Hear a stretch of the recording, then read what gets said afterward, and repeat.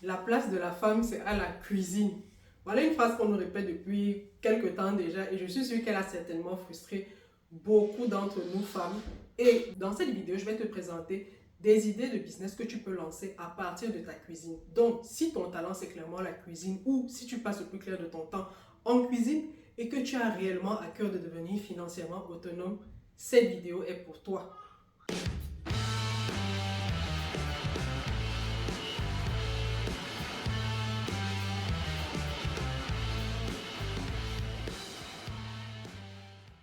Salut, je suis Priscilla Tanganambida et bienvenue sur la chaîne du BIM, la chaîne qui te donne des idées de business, qui te donne des idées inspirantes, qui te booste au niveau de ton mindset. Bref, c'est la chaîne qui en 2024 va te permettre à toi, femme, d'atteindre ton indépendance financière. Petit disclaimer avant de poursuivre cette vidéo, sachez que j'ai 5 enfants, donc si vous entendez des bruits en fond, voilà, ce sont mes enfants, ils font partie de la vidéo, même s'ils n'apparaissent pas. Il y a beaucoup de business que tu peux lancer à partir de la cuisine. Ce à quoi toute femme aspire, c'est d'apporter sa contribution dans son foyer, de savoir que voilà, elle peut contribuer à hauteur de ce qu'elle peut aux charges de la famille. Et c'est souvent très frustrant de s'entendre dire que la place de la femme, c'est à la cuisine, ce qui la limite un peu, on va dire. Donc, la première idée de business que je voudrais te proposer de lancer à partir de ta cuisine, c'est la livraison des repas. J'ai d'ailleurs fait il y a quelques temps une vidéo là-dessus et je vais mettre le lien quelque part dans la vidéo pour te permettre de regarder cette vidéo-là. Elle va certainement t'inspirer et te permettre d'affiner ton idée de création d'un business de livraison de repas. Donc, c'est une vidéo assez détaillée, vraiment, je t'invite à la regarder très posément. Si tu n'optes pas pour la livraison des repas, on peut dire que tu peux devenir un traiteur pour des événements. Il y a beaucoup d'événements au cours de l'année. Ça peut être des baptêmes, des mariages, des événements malheureux aussi. Voilà, tu peux être un traiteur si tu as vraiment le talent. Si on t'a souvent dit que tu cuisines très bien. Donc, j'ai vu plein de femmes sur les réseaux lancer des activités comme ça de traiteurs où elles ont vraiment pu développer une clientèle autour de ce business-là. Donc, si tu as un talent en cuisine, voilà une idée que je te propose. La livraison des repas ou être un traiteur. La deuxième idée de business que je te propose de lancer à partir de ta cuisine, c'est la pâtisserie. Quand je dis pâtisserie, bon, peut-être que je ne trouve pas le bon terme, mais il y a beaucoup de petites choses que tu peux vendre là, que tu peux fabriquer à partir de la cuisine. Il y a des petites gourmandises. Je pense d'ailleurs aux mamans qui ont chaque matin la difficile, parce que ce n'est pas quelque chose de facile, la difficile tâche de préparer des goûters pour leurs enfants. Pour aller plus loin dans cette idée-là, ce que je pourrais te dire, c'est que tu peux même penser à faire des plans de goûter pour des mamans. Parce qu'il faut savoir que réfléchir au menu de la semaine ou du mois, ou même réfléchir tout simplement au menu de la famille, c'est une activité assez compliquée. Parfois, nous les mamans, on est juste épuisants, on ne sait même pas ce qu'on a, le frigo plein, mais on ne sait même pas ce qu'on va préparer. J'imagine s'il faut encore rajouter le goûter. Donc, si tu es assez ingénieuse de ce côté-là, tu peux justement proposer aux mamans des idées de plans de goûter. Donc vraiment, il faut vraiment réfléchir à ce type d'idée-là. Est-ce que autour de toi, il y a beaucoup de mamans qui galèrent? Même si elles ne galèrent pas avec les réseaux sociaux, tu peux toucher pas mal de monde dans ton entourage et leur proposer ton business. Je suis sûre qu'il y a beaucoup de femmes qui se trouveront soulagées par une solution comme celle-là. La troisième idée que tu peux lancer à partir de ta cuisine, c'est les jus de fruits naturels. Les gens, prennent de plus en plus soin de leur personne, de leur corps. Donc, si tu sais comment agencer les fruits pour qu'on ait tel apport, pour qu'on ait tel résultat, voilà aussi un créneau que je te propose. Surtout si tu es dans une zone où il y a la possibilité d'avoir des fruits frais.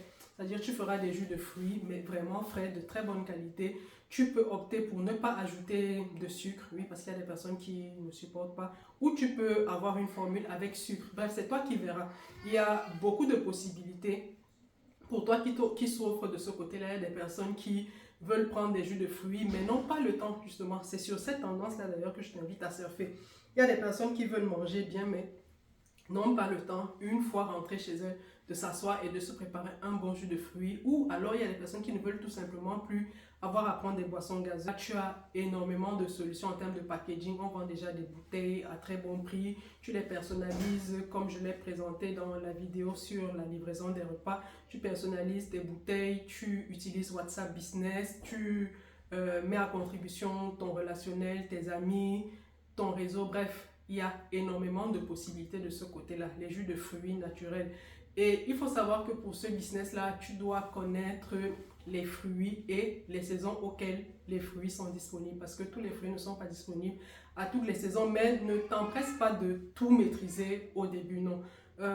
Vas-y vraiment au fur et à mesure, tu vas comprendre comment ça marche, tu sauras comment conserver tes fruits sur une plus longue période, comment associer tel fruit à tel autre, quels sont finalement les apports de telle combinaison de fruits. Va avec la connaissance que tu as déjà de ton business, avec l'idée que tu as, tu vas la perfectionner au fur et à mesure. Donc, tu vas mettre l'accent sur le packaging, sur l'hygiène, le soin que tu mettras à faire ces jus-là.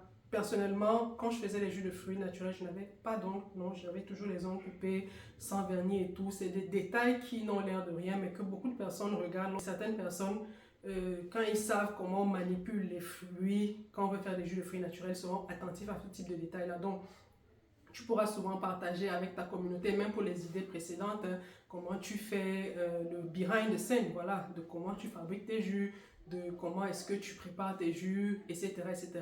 Pour les recettes, je t'avoue que sur Internet, il y a une panoplie de recettes. Tu pourras m'écrire en message si tu le veux. J'ai un excellent livre que j'avais trouvé sur Internet gratuitement aussi. Je pourrais le mettre à contribution à toutes celles qui voudront développer cette idée-là. C'est vraiment un livre qui parle de comment transformer les fruits tropicaux en tellement de produits, et entre autres les jus de fruits naturels. Donc, la quatrième idée, c'est aussi en lien avec les repas, mais c'est pas pareil. De ce côté-là, je voudrais te parler des repas diététiques. Beaucoup de personnes prennent déjà soin de leur corps. Beaucoup de personnes sont à un âge où elles ne peuvent plus se permettre de manger tout et n'importe quoi, encore moins n'importe comment. Donc, si vous avez des connaissances en diététique ou si vous avez à cœur de travailler sur ces aspects-là, soigner son alimentation pour des personnes qui ont un besoin particulier, les personnes diabétiques, les personnes hypertendues, les personnes qui ont un souci de santé particulier. Voilà un business qui est très intéressant. Les personnes en surpoids aussi, voilà des personnes qui font aussi très attention à leur alimentation. Donc, je vous invite à travailler sur cette idée de business-là. Les repas pour les personnes qui sont souffrantes, on va dire, qui ont un besoin alimentaire particulier. Comment est-ce que ça va se faire? Vous allez regarder autour de vous. Vous avez certainement des amis, des parents, des connaissances à vous qui ont ce besoin-là et qui n'ont peut-être pas toujours le temps ou la force de faire ce genre de manœuvre-là. Peut-être au début, vous irez sur des solutions, je ne vais pas dire gratuites parce que ça vous coûte en temps et en ressources, hein. Il faut acheter les aliments et tout ça, cuisiner. Peut-être au début, vous irez sur des solutions où vous ne chercherez pas un très grand profit, histoire vraiment de faire découvrir vos services. En termes de benchmarking, on pourra aller sur Internet. Il y a plein de sociétés qui l'ont déjà fait. Il y a même des personnes en Afrique qui le font. Je vous invite à regarder les comptes de ces personnes-là. Je vous mettrai peut-être quelques liens pour voir comment les autres le font. Ça va vous donner des idées que vous pourrez remixer à votre sauce. Et c'est ça l'idée. Remixer ce que les autres font à votre sauce. On n'invente pas la roue, on n'invente pas l'eau chaude. Et pouvoir vous aussi créer une activité qui vous permettra, on l'a dit, d'être financièrement autonome. La cinquième idée, et c'est celle qui m'a poussé à faire cette vidéo, c'est vraiment des produits qui se cachent dans nos placards. Il y a quelques temps, quand je prenais soin de mes cheveux, je me suis rendu compte que la plupart des produits que j'ai utilisés, c'était des produits qui étaient faits par des femmes à partir de leur cuisine, on va dire. C'est des produits à base de karité, de beurre, d'huile de noix de coco, d'huile d'avocat, de savon noir qui vient de chez nous au Ghana et tout ça. Donc, voilà des produits qu'on peut fabriquer, dont on a la recette. On a plein de recettes de grand-mère là qu'on néglige parce qu'on se dit c'est une recette de grand-mère, ça ne me sert à rien. Non, c'est une richesse qu'on a et qu'on peut justement monétiser. C'est ça l'idée en fait. Il y a énormément de produits pour les cheveux qu'on fabrique à partir de notre cuisine et on ne se dit pas un instant que c'est des idées de business, mais c'est de l'or à l'état brut. Il suffit juste de savoir activer le mindset pour justement, il y a ma lampe qui me lâche là, pour justement en profiter et faire des business florissants. Je connais plein de femmes aujourd'hui qui ont des marques de produits capillaires qui fabriquent à partir de leur cuisine, on l'a dit, des shampoings, des sérums, des crèmes pour les cheveux. Bref, un tas de produits que j'utilise et qui donnent de bons résultats. C'est-à-dire que au début, on va le faire à partir de sa cuisine parce que ce sont les moyens qu'on a, les moyens de bord. On va certainement investir sur l'achat des matières premières. Les bocaux, on peut les personnaliser soi-même, on les commande ou bien on les achète dans les grands marchés. J'en ai souvent trouvé dans des grands marchés. On fait soi-même sa petite unité de fabrication où on peut fabriquer 20, 30, 40, 50 boîtes par jour et écouler. C'est-à-dire que c'est pas sorcier, on va dire. Et avec le temps, quand on aura une grande clientèle, quand on se sera fait connaître, on va penser à industrialiser l'affaire. Il y a certainement des solutions aujourd'hui qui existent sur le marché pour produire, même à partir de chez soi, une plus grande quantité. Il y a certainement des machines qu'on peut acquérir qui ne nécessitent pas de construire un grand hangar. J'ai souvent vu ça dans les vidéos, des femmes qui ont des machines à domicile là, voilà, et qui leur permettent de grandir, de faire grandir leur business. L'idée ici, c'est quoi? C'est vraiment de scaler son business, de se dire au début, c'est moi qui fabrique, ensuite je peux m'acheter une machine qui fabrique, ensuite je peux construire une usine qui fabrique, ensuite. Donc, ne vous limitez pas, chère dame, les possibilités sont infinies.